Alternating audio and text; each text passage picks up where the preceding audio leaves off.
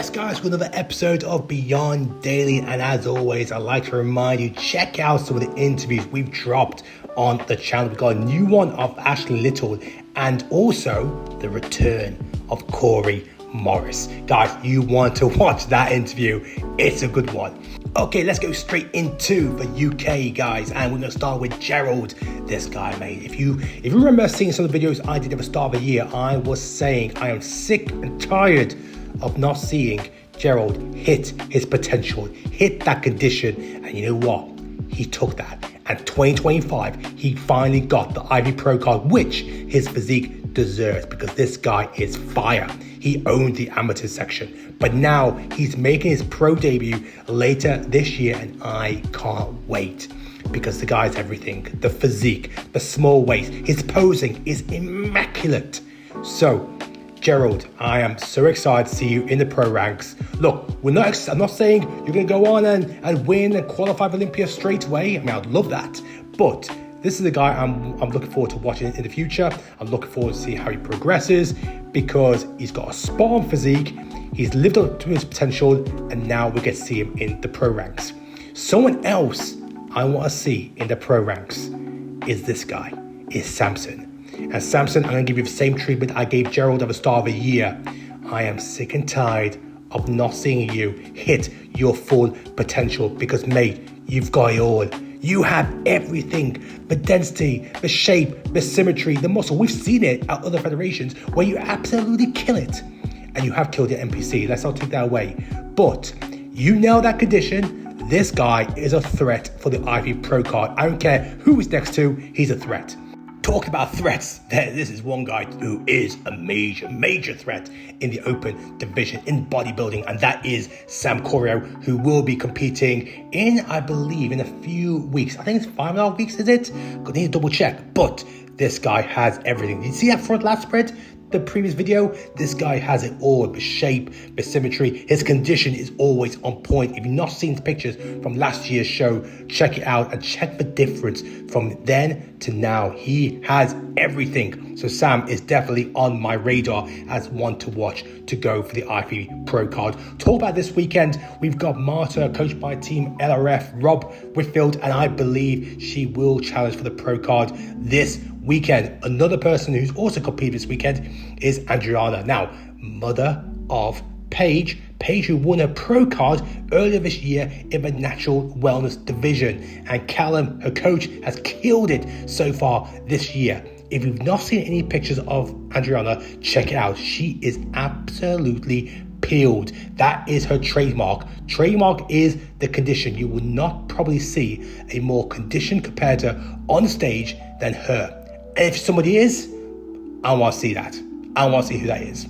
Let's talk about Kelvin. This guy has been so close over the years to win his pro card, and I believe we are only a few weeks out to see him back on stage. This guy has so many class wins. So I expect to see him once again challenging for the pro card, and if 2025 will be the year where we see him lift that big red card over his head. Let's talk about Kieran. We all know Kieran as a coach, but we're going to know him now as a classic physique competitor. Yes, he's competed before, but this is a reminder of what he has. This is a reminder of the shape and symmetry and the condition he gets himself in, similar to the condition that he brings his clients in. So he'll be competing very soon. I'm looking forward to seeing how he gets on in the NPC scene before heading over to the pro qualifiers. But I want to throw it to you guys. Which amateurs have I shared today do you believe they could be a potential threat? Let's talk about Marcus. Marcus is very well known in another federation, taking world titles. He is now about to go into the NPC scene this weekend. Now, I'm excited to see how he gets on, mainly because his upper is terrific. His condition is absolutely nailed. The question mark is going to be, can his lower half hang with the UK NPC scene when it comes to classic physique? What are your thoughts? Now guys, we're going to go into some of the videos that's dropped over the last few days, and this one was yesterday. I'm going to show you this clip from Samson Dauda. I'm really keen to hear your thoughts when he talks about inviting guys to go and train with him at his gym. When is Samson, do you think after this podcast, you're going to get a whole bunch of people messaging you? No, probably, but at the same time, yeah. I mean, the thing is, I've offered it before to a few guys, a few pros in the past. Yeah, I've offered it before in a few times. That's why I'm like, it depends on what their personality is like. Do you want to tell me any names?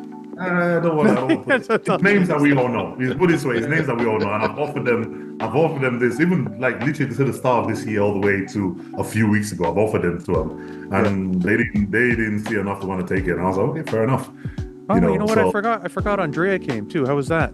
Yes. Oh man. Andrea himself. He's another one. I gotta admit, guys, I am so surprised that some people have turned down the opportunity to go and train with Samson Dauda. Now, we saw with Quinton, apparently he got a message, and within a couple of days, he booked his ticket from Canada all the way to UK to finish off his prep going toward the Italy and Germany show. We've also seen Andre come over from Italy to train, spend some time with the Mr. Olympia. I don't understand. Why would you not want to take advantage of any time around the Mr. Olympia? Surely that would only be a benefit to you. I can't see any negatives whatsoever. Yes, there's going to be a financial cost. The further you live, the further you need to travel. But surely this is absolute gold dust, because I can't remember too many Mr. Olympias actually taking the time while they're prepping to defend the title, inviting people over to spend time as well as training, learning. I can only imagine it would be a benefit. What happens on the day when we stand on that stage? So I have no idea. But one thing I'm fighting for is to make sure that I'm the last man standing. So I'm like, fuck it, that's my job, you know. So when you kind of doing it now, because I know for a fact that my job is probably the most simplest. You know, whilst the other guys somehow have to keep their shape, be conditioned, put muscle here or put muscle on the legs or anything like that. I just have to be in shape. Right. Yeah. You know, and I'm literally the only one that has complete control of my own fate in the show. And for me, it makes my job a lot more easy and a lot more straightforward, because now it's just like, okay, you know what you got to do is just suffer. Mm-hmm. Okay, I can do that. I can do that very well. Oh yes, Samson Dauda, we know that 100% that you know how to suffer, because you suffered at Olympia 2024 when you brought that gnarly condition to the stage, which brought you the title. But like he said there, he knows what he needs to do.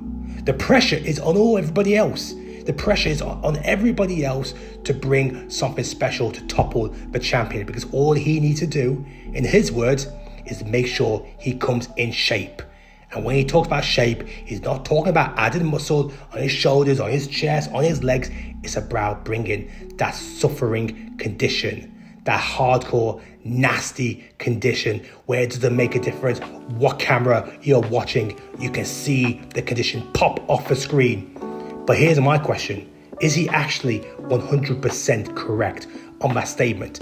I say that because obviously we already seen him compete at the Arnold's earlier this year, where he got defeated by the 2023 Mr. Olympia champion, Derek Lunsford. But as we know, Samson left the door open by not bringing that Olympia 2024 condition, which allowed Derek Lunsford to take the title, grab the momentum, take the momentum, go into Pittsburgh, win the Pittsburgh title, and now go over to Olympia as arguably, potentially, the favorite for the Olympia title. What's your thoughts on that? Is Derek the favorite for the title, or is Samson Dauda still the man to beat? What are your thoughts? And while we're on that as well, let's not forget about Hardy Chupin, because we know Hardy is on the way to the US. He's in Dubai. He'll be transferring over to Texas, where he'll probably catch up with Hardy Rambard, train at his gym, and then of course we'll see him return to Vegas later this year to compete at the Olympia 2025. I want to throw it to you guys here.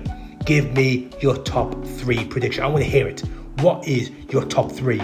Is Samson number 1? Is Derek number 1? Is Hardy number 1? Or I tell you what, is Nick Walker number 1? Is the mutant the one that's going to shock the world? Shock the world into complete silence and a roar of applause. Could he be the new Olympia champion? Let me know in the comments below. Okay, Men's Physique fans, if you already haven't seen it yet, I dropped an interview with Corio Morris. You want to give this a watch. You want to watch this. I'm going to play a little clip. Let me know what you think about this. He'll get exposed because that back, I don't think is as strong as he think it is.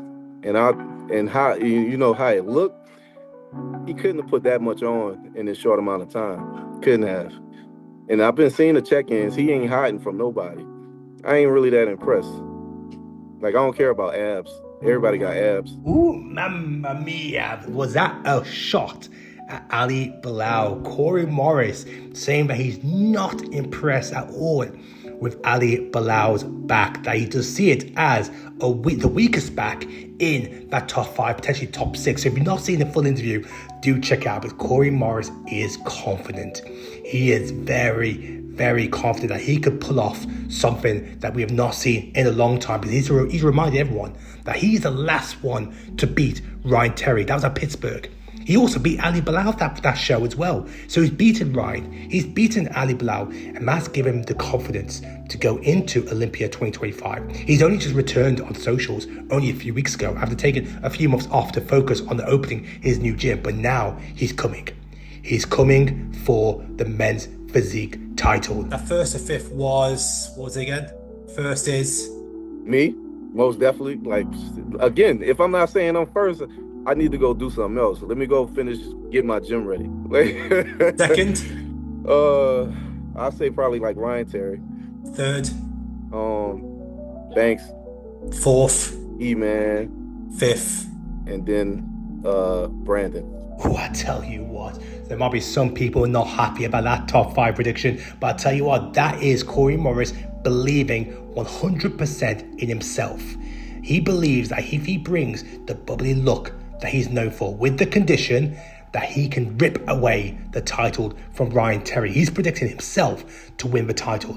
Ryan Terry, the 2-time Olympia champion, in second, Aaron Banks in third, E-Man fourth, and Brandon Hendrickson, the man who's never placed outside top 5, in fifth. No top 5 placing for Jeremy, Ali Bilal, Adrianne, Vitor. But what do you guys think? If you've not checked out the interview with Corey Morris, I recommend, guys. It's only 20 minutes long, but it's going to be 20 minutes well spent. Go check it out, leave a comment, let me know what you think of Corey Morris's confidence. I'm really keen to hear what you guys think. Over to classic physique. Now let's listen to what Mike Sommerfeld said to his critics about people thinking that he is not classic and that he belongs in the 2-1-2. Yes, I have a dramatic V-taper. Yes, I have muscle. Yes, I have good condition. This is what classic is about. It has kind of like a golden era aesthetic touch. Yes, that's what I'm bringing. Could I be a good bodybuilder too? Yes, because I have muscle. Yes, because I can pose. Yes, my condition is on point. Could I be a good 212? Probably yes. Maybe I'm too tall, so it's not a smart idea to compete in 212. But the whole discussion about what is classic and what is bodybuilding is so absolutely stupid, because it's like they act like classic has nothing to do with bodybuilding and bodybuilding has nothing to do with classic. But it is the same sport. It's just a different division. Mr. Mike Sommerfeld, say it louder for those at the back that can't hear you. For those that continue to drop the same comments, the same recycled comments day in, day out, saying this guy's a 2-1-2 competitor, this guy belongs in the open. We can't say that about the guy who is the current Arnold Classic Physique, the champion. The guy who pushed Chris Bumstead to the limits at the 2024 Olympia, taking second. And you know what? In some eyes of the judges, he was the winner. This guy is classic through and through. Yes, there are some wild body parts. That front lat spread is brutal. But let's not forget, he is the current Arnold Classic Physique champion, which means the judges say that he is the standard. Now, I did see an interesting comment on the video I dropped earlier today, which was from a segment of the Men's Podcast, and it was stated that had Sean Clarida been the 2-1-2 champion, would we be saying the same thing about Mike, that he belongs in the 2-1-2? Or are we saying this because we see some similarities in Kieran Pearson, who has that dramatic look with that small waist going into wide lats, those huge shoulders, the amount of muscle that he carries? Because arguably, we could say that Mike Sommerfeld might carry the most muscle on his frame, pound for pound, in the entire classic physique division, similar to Kieran Pearson. But anyway, going back to that video, Mike, you're spot on. Now, let's also talk about here on Sam Sulek. Now, Sam had his Q&A on his channel. I want you to listen to this segment because he talks about the idea of the open division. Would he move to open one day, or would he stay in classic physique? Yeah, people still ask me that. They're like, Sam, are you ever going to move to open? I'm big, but I'm not that big. I was just barely light enough to be able to do the amateur show because I had to, I didn't weigh 217 on stage, but I did have to cut down like full day fast, water cutting and everything to get to 217. And I was 217 for like an hour and a half. And then I started eating more food and carbing up again. So I'm going to the Arnold next year, which is the second part of his question. And I can be 227 for the check-in phase. Yeah, I'm with Sam Sulek. I can't ever see him in the open division. But of course, we'll say never. But look, let's focus on the classic physique because he's got a pro debut coming up. Now, like I said, we're expecting his classic physique pro debut to not be the Arnold, to potentially be a show earlier. And I've already put out there that I believe we're going to see Sam Sulek at the Prague show at the end of October. And then he'll take to the Arnold stage to make his second classic physique show in the pro ranks. But what do you guys think? Do you guys think one day we might see Sam Sulek in the open? Or do you believe that his career fully stems in the open division? I don't believe there's many people that thought at the very beginning when Urs went into classic physique, when he got his pro card, that he'll be going into the open, but there he is. So what do you guys think? I also want to touch on the female category because we saw a little update here of Lauralie training with the legend, with the Godfather, and that is Charles Glass. We've not seen too many pictures or video updates of Lauralie, but what we do know is she looks on point. Wait till you see the lap pull down here because you can see her condition is there. This one is going to be so difficult to beat. Angelica already said that nobody is beating Lauralie if she comes in 100% on point. And look, she's had the full year to focus on this one show. Her competition have competed in at least 2 shows. But here is Lauralie, the one to beat.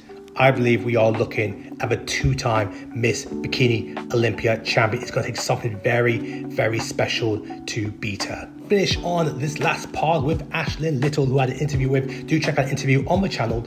In this segment, she talks about what we can expect going into this year's Olympia. Give it a watch, give it a listen, let me know what you think. I don't know how my best is going to look next to their best. I haven't been my all-time best at the Olympia, ever, I don't think. So now where I'm at, I know 100% fact, I will be my best this year. I will come in 100% my best at the Olympia. I feel like I'm even going to improve from Miami.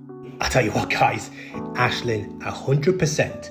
Bringing her all-time best to Olympia, which she believes she will, even better than what she brought to Miami, is going to be a problem. A problem. She might need the nickname Ashlyn the Problem Little, but that's exactly what it's going to be. Now, she believes that she could take the top 5. Now, you take away Lauralie and Ashley, that you would argue those 2 are the frontrunners to take the title. That leaves 3 remaining places in the top 5. And that is going to be a dogfight. When you add maybe Jazz, Amy, Vanya, Ashlyn, I would say there's arguably 6 to 8 competitors that could break into that top 5.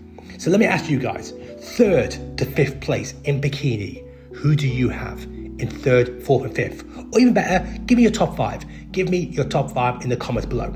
As always, guys, please drop a like, a subscribe, a comment, because I tell you what, if 500 of you guys are watching this video, that means if you all like it, that gives me 500 likes. If you all drop a comment, that's 500 comments, and it does go a long way, and it means the hard work that I'm putting in doing these daily videos is not going unnoticed.